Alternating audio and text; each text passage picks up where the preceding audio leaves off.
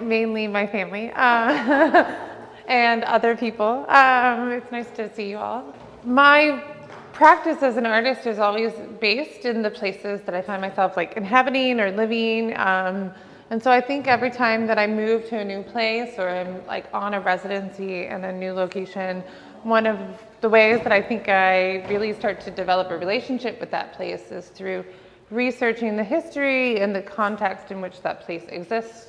Why is this city here? Like, what kinds of industries are here? What is the like political climate of these areas? And so in 2020, I moved to Greensboro, North Carolina. And so I started that process of researching and learning more about the city. And Greensboro is historically a textile manufacturing town. So cone denim used to be there, as well as many other textiles. And it is still to this day a textile manufacturing place, but now a lot of the textiles are like upholstery textiles for furniture, but also industrial and military-based textiles. And so because of this, the ways these textiles are produced has changed in some ways, but stayed the same in a lot of ways. Specifically, there's chemicals that were used to adhere indigo to cotton in like the traditional practices that are still being used today in other ways throughout the city.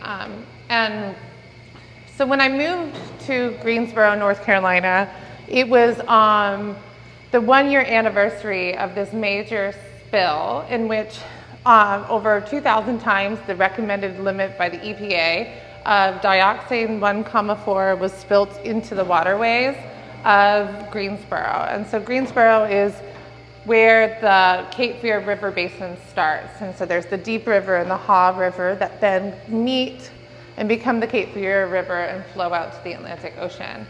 So any major chemical spill that happens in Greensboro then travels downstream, poisoning all of the cities all the way to the Atlantic Ocean, and then of course through the Atlantic Ocean across the world. And so the spill of this chemical was, Greensboro didn't notify any of the cities downstream of this spill, and it wasn't until one city downstream, the only city in North Carolina that has the ability to test for this chemical and take this chemical out of the water built into their water filtration system, called Greensboro and was like, hey, we've noticed this really large amount of this chemical in our water. Have you all encountered any problems there? That Greensboro was like, oh yeah, oops, we're so sorry. And it became this big issue within the community in which Greensboro knew who spilt the chemical and refused to acknowledge this, or refused to make that information public, choosing to protect these corporations over the citizens of North Carolina, of all these major cities downstream. And since then, there's been major spills continually throughout our time there and prior to us moving there over the past decade, the past 10 years. And this chemical dioxin is not regulated by the federal government, so there's no legal requirements to this chemical of how much is legally allowed within the water. So the federal government is also kind of complicit in the deaths of hundreds and thousands of people in North Carolina and in other cities across the state and the country. And so our city is under a federal consent decree to monitor our water quality because the city seems incapable of doing that on its own. And so that's kind of the foundation for thinking about this body of work and my practice since I've moved to North Carolina is thinking about the chemical spills that are often found in our water. I think as an artist, we are often seen as like the individual, but I find that my art practice is often really involved with a lot of collaborators, especially Marcus Brathwaite, who's here today. And so I thought it would be great for Marcus to join in this conversation as well, as I think Marcus is really integral to the process of making all of these works and does make a lot of the work, as well as help make aesthetic decisions about our installations. So Marcus, would you like to come join me? Yeah, so I guess I was thinking that, like our work is kind of an exchange, and one of the things that we've been talking about a lot in our practice is whether it's our practice or whether it's my practice plus Marcus, and really how to like negotiate the boundaries of like collaboration. So I guess for you, I think often it's really easy to just point to the soundscape as like a major contributing factor of your practice within this. But I'm wondering how you think about your role in this collaboration. It's a great question. My role in the collaboration. So I would say that in our work together, Kelley, usually the ideas begin with Kelley, and it's started with a lot of research, a lot of reading, and from there a spark happens, and then the first artworks start to come together. I think my role is largely formal in terms of making choices of materials, locations of things, general feelings that we're trying to communicate and get across. In this work, obviously, water is the main subject matter. So when trying to describe the qualities of water, it's kind of hard, I think, because it's such a clear, transparent, kind of ephemeral material, evaporates easily, but also very ubiquitous. So the choice of a permeable screen was one that we discussed at some point. Something that would allow the projections to be projected onto, but also through, casting light all around the viewer. The choice of the clear acrylic. It's a material that contains, but also you can still see through. The choice of the reflective film underneath, reflecting the space around it. So yeah, I feel like my role is often making sort of formal tweaks and adjustments. Yeah. Yeah, I mean, I think like early on in the process of creating this work or any of our works, like I think there's a really good like element of feedback within like, oh, I discovered this cool new material, like this film for the projections, or like, oh, what do you think about this kind of thing that like I kind of bring home from the studio at the end of the day and show you. And I think a lot of times that ends in, or like that starts really exciting conversations about like, well, maybe this isn't the right material, but here's other ways to explore it. Yeah. Yeah, I mean, I think when I brought this idea to you about this exhibition and about this body of work, like I know that I had some very specific like emotive responses that I was really interested in, that I think traditionally artworks about water are like beautiful or peaceful or about tranquility and like the romantic vision of art, of like water in a really peaceful environment. And one of my goals was to think about like water as a place that like is full of death in our community and full of violence, and is also about a system of power. And and I think I came to you asking for you to create a like soundscape for the environment of this work.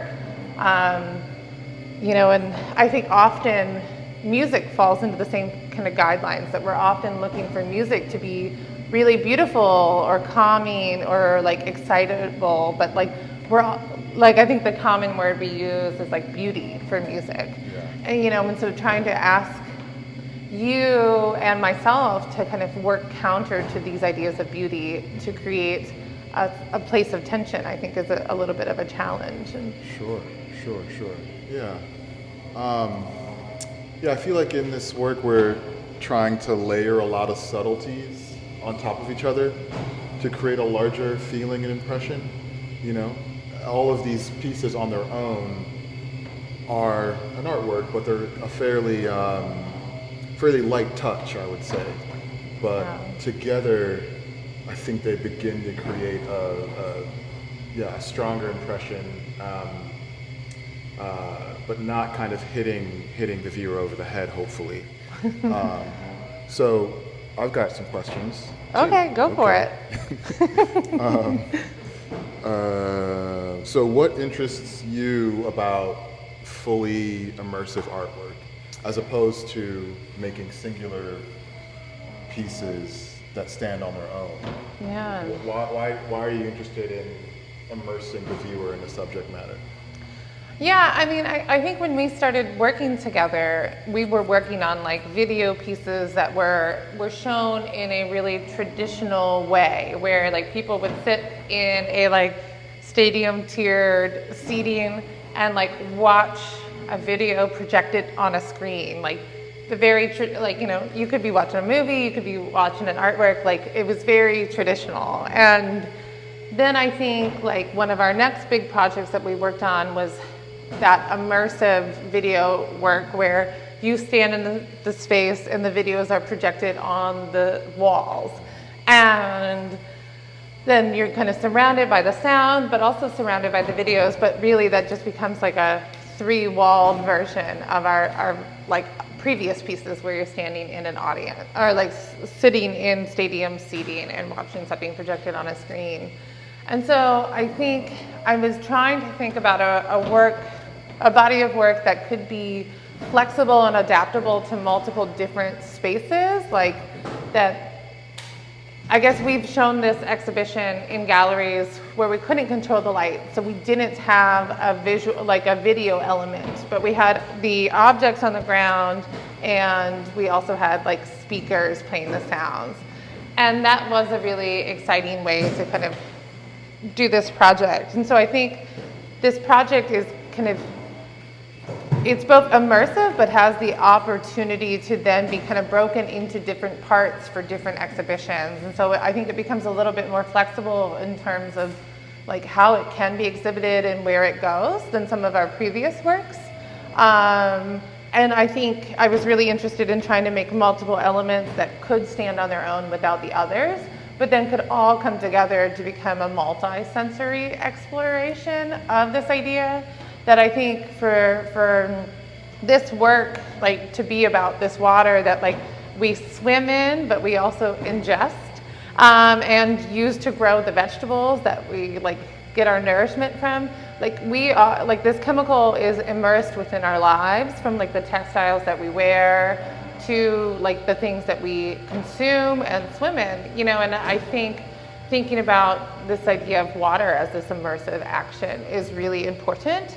But also I think I was really interested in this being something that like you could smell, you could hear, you could feel, like, you know, that like becomes like very like sensory in the same way. So immersive installation is a metaphor, or you could compare that to the kind of the ubiquitous nature of water in our lives. Yeah, and also I think the nature of this chemical within our lives, that we are kind of just, it is immersed within us and we within it. Yeah. Okay. Great. Good answer. Okay. Yeah, I mean, you know, I think in organizing all of our exhibitions, like I think I had talked about, like we've had an exhibition of this work without the video screens, and just thinking about the different objects on the ground, like the snakes and the water trays and the photographs. You know, I think we always have this constant conversation about like what makes it into the gallery and what doesn't, or like how to filter out perhaps some of the elements and think about like their relationship to each other within the space. Yeah. And so I think you're really critical in thinking about the conversations happening and the proximity of pieces to other pieces within the space. And so I'm wondering if you could talk a little bit about some of your decisions. Oh, sure. Well, yeah. So I think that, you know, with all of the lights on in this room, the room is not a huge room. So in order to allow every piece to have the ability to stand on its own, I think it's important to kind of create some pools of light that aren't so specific that it feels like you're in a theater looking at a spotlight, but it does kind of frame and shape the objects to hopefully give the viewer time to sit with one object for a little while. But again, it's not so specific that you are only considering a thing by itself. You always are thinking of objects in relationship to each other. So that's kind of the thought behind the specific pools of light around each piece. Yeah, the sound is supposed to be, it's an attempt at creating a feeling without drawing your attention too much to the sonic elements, but hopefully when you're in here for long enough, you feel a sense of tension. Maybe you're clenching your jaw, but you don't realize that you only realize that maybe after you leave, that, oh, I feel tense, but maybe not quite sure why. So, you know, the sound is meant to be general enough that it can fade into the background, but kind of hopefully work subconsciously as you're contemplating the other things you're looking at and seeing. I think these are, so I guess we didn't talk too much about these yet, but these are industrial tools, basically. They clean up oil spills or just spills of some kind of pollutant.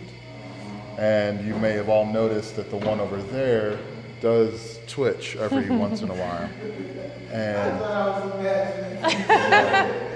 well, that's a great point in terms of, you know, it twitches infrequently enough that you have to question whether you saw this thing move or not, and therefore you are maybe spending more time looking at it and focusing on it. So it's an attempt to draw you in, not fully give you instant gratification, because it doesn't twitch all the time, and by doing that, yeah, you're questioning what you're seeing, and hopefully that questioning then expands to the other items around the room. The hanging pieces, maybe you can talk specifically about how you made them, but they are layers of film. Basically, you know, it's a photographic image, then separated into various layers. So it's like looking into murky water, which is the kind of metaphor that we're creating or trying to create between the dirtiness of the water in Greensboro and the image that you're looking at. It's hard to see all the way through. It's not a super clear and refined image. It's murky on purpose, you know, to kind of obscure your vision, maybe slightly annoy you that you can't see all the way through. Again, putting you in a state of slight discomfort. The formal decisions. Let's see. The reflection of the lights onto these boxes and casting that on the wall is another attempt to just draw you into the subject matter of water. We're talking about this material that is ubiquitous in our lives, but again, kind of a subtle nod and touch to it. Yeah, I mean, I think some of these formal decisions that we're talking about have created like new art, like have become accidental artworks in themselves that like the first time we put these pieces into a gallery with like a direct spotlight, they created these really beautiful reflections on the floor that we were like super excited about. And then the first time we put a spotlight on one of these trays, we also got these reflections. And so then I think as we've exhibited the work more times we've become more interested in thinking about how to intentionally bring these reflections as like additional and considered pieces into the show. You know, and Olivia so aptly last night was like, oh, look at the reflection on the ceiling, that's from the tray, you know, and was really able to kind of draw these connections so well, and thinking about those as like parts of the work as well. And so thanks for that, Olivia. Yeah, that was so great. Yeah, so a question for you is, so does this work have any activist intentions? And if so, could you describe them? And what would, if so, what would be the most ideal location for a work like this if there are activist intentions? Yeah, I think that's a question that we get asked a lot about the work that we're making is like, or like I think that's a label that sometimes is applied to us as artists, is like also activists. And I feel like maybe I feel uncomfortable with that work because I'm not engaged in a lot of direct action around these ideas. Like I'm not the people who are advocating at, I'm part of this like community of people who are studying the Cape Fear River at UNCG, and we've been going on field trips all summer to different areas, and we had this meeting with these people, the water keepers of the Haw River, which is one of the rivers that feeds into the Cape Fear. And this group, it's 4 women who are registered lobbyists with the federal government and the state government. They're also like environmentalists. They all have degrees in biology or some kind of or geology or geography or something like that. And they're all like actively engaged in educating the public and educating corporations and educating the government and proposing laws and restrictions and helping water filtration companies or like the local water board or water processing plants to understand how to take care of the water and take care of the river. And like they're activists, like, you know, they're out, like their full-time like job is being dedicated to making our city a better place to live and making all the other cities downstream a better place to live and making the Haw River a healthier and more sustainable ecosystem.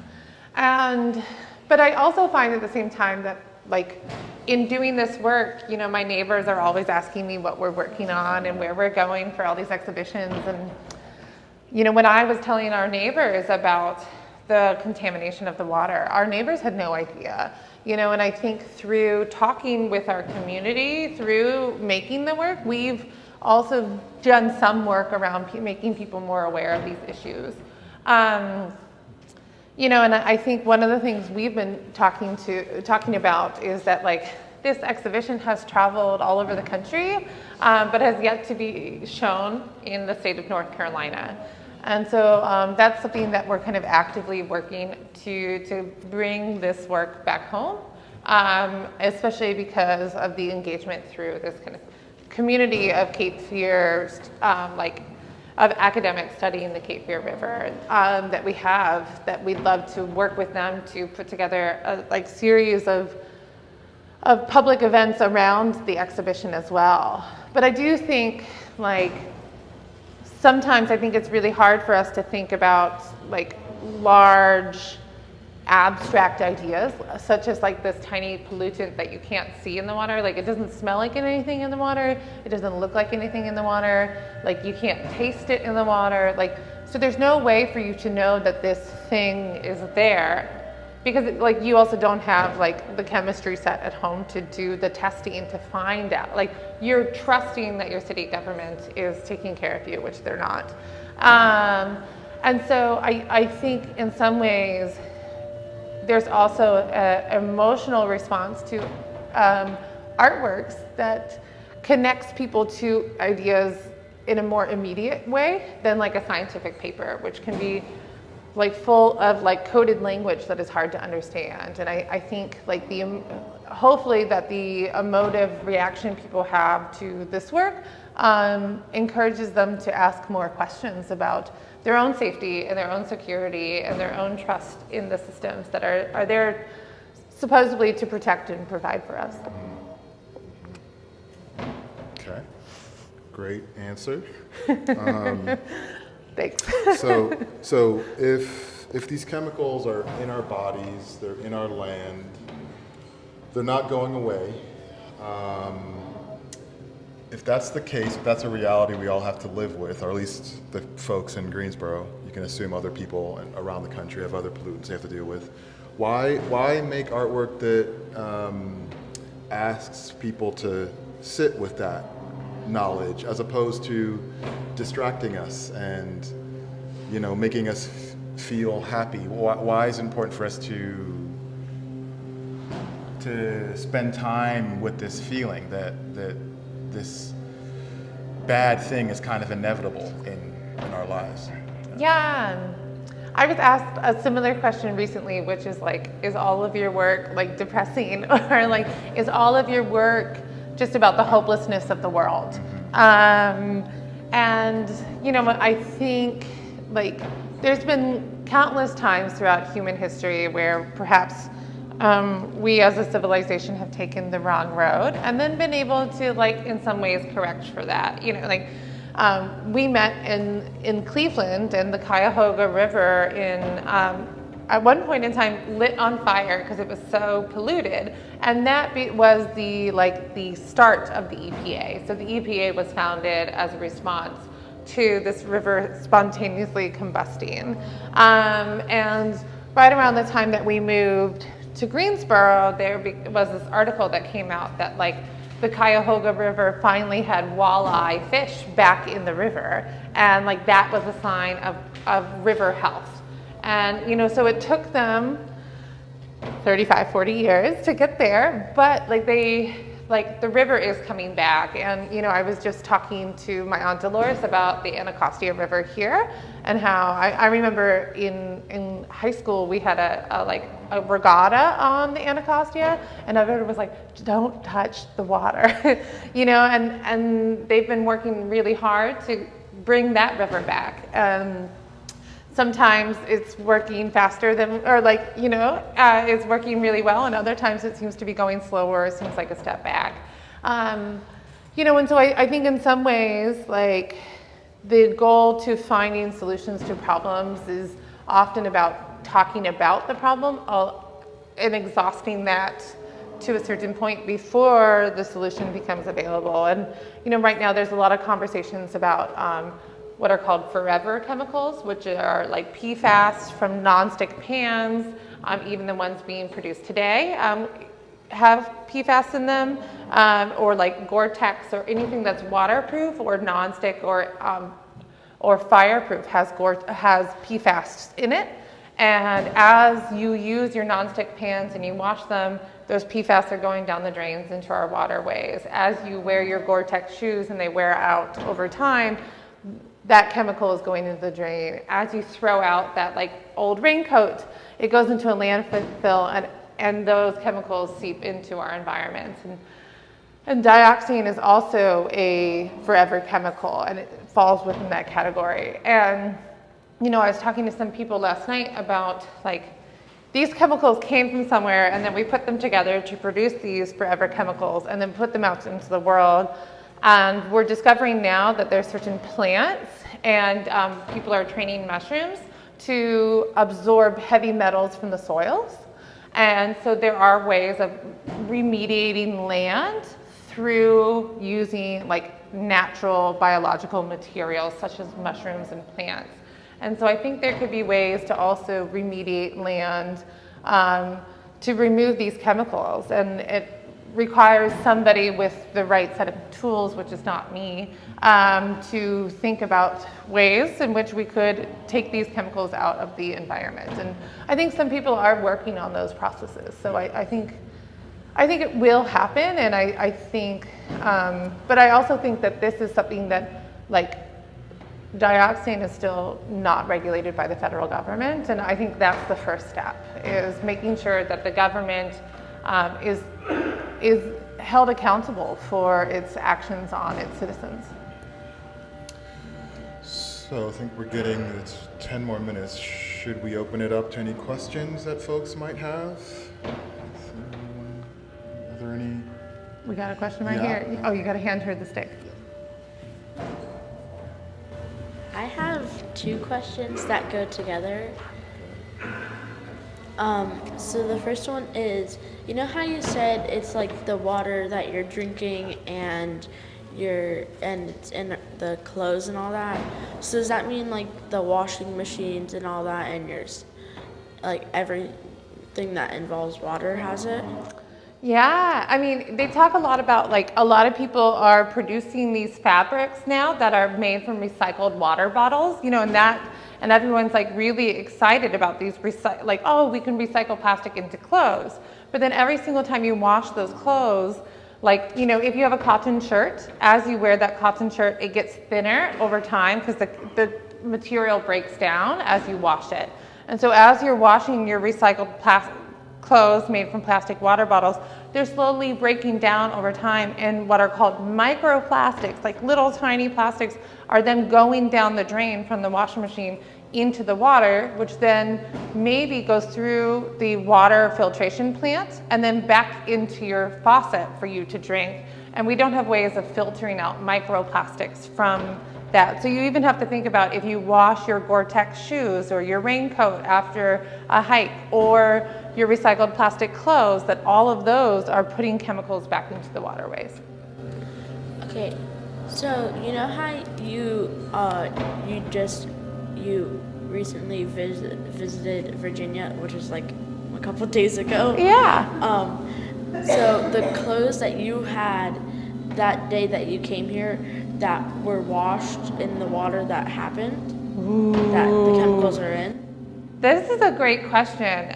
So if you can't hear Olivia over here, she's saying that when we are in Greensboro, we're washing our clothes in water that has dioxin in it. And then we brought those clothes here, and then we washed them in Olivia's washer machine. And so she's asking us if we have now polluted the water here. And I think the answer is yes. Sorry, Olivia. I think I'm gonna have to get a new washing machine. You might have to get a new water. Yeah, great question. Thanks, Olivia. I'm on well water. How does that affect this whole situation? So I'm not going to have you do your laundry in my house, but how does that affect? This is one of our friends, her husband is the water guy in Mount Vernon, Ohio. And so he runs the water treatment plant in Mount Vernon, Ohio, which we used to live in. And he says that he will never ever buy a house anywhere in the world that the water that it goes into the house that you would drink out of the faucet or wash your clothes in is surface water. So like a lake or a stream, anything that touches the air. He refuses to live in a place where they're getting their water from the surface because that's the most easily contaminated water. And so he only will live in places that are fed by underground aquifer water. So any water that's underground is going to be less able to be contaminated than surface level water. So if you have a well or your city's water is fed to you by an aquifer, you're probably at less risk for a lot of these more contemporary chemicals than people who are fed by surface water. We have time for one more? Yes. So you've said that this dioxin has been attributed to the death of hundreds of people. If you can't see it, you can't taste it, you can't smell it, you can't see it, how are they knowing that this is the cause leading to the death of people? So if I said attributed to the death, I apologize for my misspeaking. What I meant to say was that it is poisoning hundreds of thousands of people. But I was talking to Brian about this earlier, that it is a known carcinogen that causes kidney and liver failure. And we know this, it is scientifically proven. What the question is like, if it's at a level of like 200 parts per billion, how many days does it have to be there before it causes liver failure? And how long after that does it cause liver failure, right? Or like, if you have many days where it's at 50 parts per billion, and then there's one day where it's at 2,000 parts per billion, like how much sooner are you going to die? But also, like, if you go to school in Greensboro, so let's say like you're from Maryland and you decide to move to North Carolina and go to college there. And so for 4 years, you're drinking water with dioxane. And then you go and you live in Chicago and like there's other pollutants in the air there, right? Or you drink heavily and then like you move to Maryland and then you die of liver failure. Is it the drinking? Is it Chicago? Is it North Carolina that is killing you? And that's when it becomes really, really hard, is that we cannot, like, you can't point to this and say, like, this is the cause of your death, because there's so many other environmental factors around us that are also doing these things.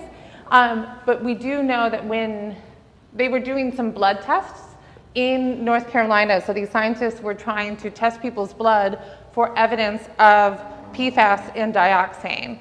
And so they were testing people in Greensboro, they were testing people in Wilmington, they were testing people in different cities all over the state, like close to the Cape Fear River, far from the Cape Fear River, in places that were supposed to have less contamination. And they could not find a single person whose blood they tested that did not have PFAS or dioxane in their bloodstream. And so then they were looking like, okay, like, because this is a scientific study, we need a constant. We need someone who doesn't have this. So they were like, let's look in Virginia. Let's look in South Carolina. And they still couldn't. And then they were like, let's look in Alaska. Let's look in California. And they still couldn't find it. So then they traveled around the world and were testing other people's blood. And they couldn't find anyone who didn't have a PFAS in their body. So finally they found a sample of somebody's blood who did not have PFAS in their blood. And it was a soldier who had some blood extracted before he went to Vietnam. So everybody has these chemicals in their body, and they're everywhere. And so it's not just the Cape Fear River that is contaminated with these chemicals, but they are everywhere, and it is in every single person's blood. The quantities, right, like how much, might shift or change, but scientists can confidently say that there is not a single person who is alive today who does not have PFAS in their blood. So I think that's all the time we have, but thank you all very much for being here.